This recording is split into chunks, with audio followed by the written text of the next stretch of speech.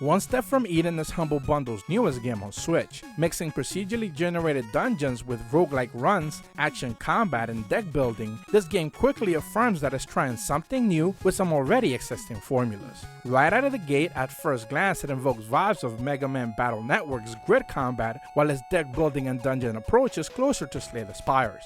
Making sure that with its 9 playable characters and ever-changing paths, every run feels completely different and something you haven't seen before. There isn't much of a story other than the characters' descriptions, and honestly, this isn't a game you'll probably be purchasing for the story. Building a deck, making perfect use of your ever-growing collection of spell cards, and collecting artifacts is probably the reason why you're here. You're tasked to make your way through 8 worlds with minor stages within them, with enemies, chests, rest, and gift areas, plus the bosses at the very end.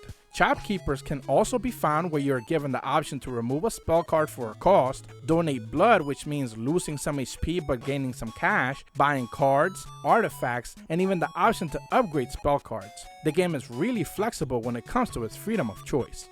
Clearing out stages on your ascent will net you experience, and as you level up, you're awarded more artifacts. You can also obtain spell cards after combat encounters to amass your deck. Because there's something like 200 total cards, and they're all interchangeable between characters, you'll often be discovering new ones quite often, and it encourages experimentation.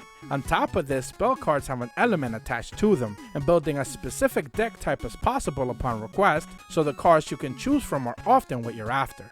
Combat is grid-based, where you're free to move within 16 squares divided by 4x4. The enemies also move the same way and have full freedom of range, often invading your play area. Constantly staying on the move while focusing on your attacks on the enemies can be challenging at first.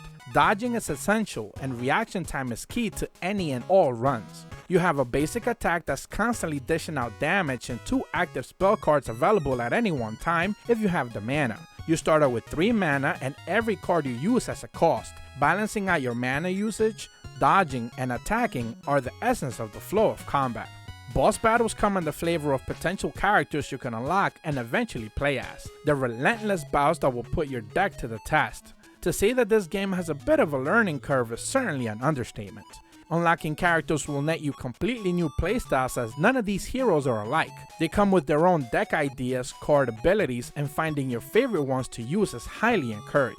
Co-op is another option where both users can draw from the same deck but share the same mana pool, and it's a challenge in and of itself to experience. I spent most of my playing time on PC, but the Switch version is certainly stable and it doesn't suffer from any slowdown.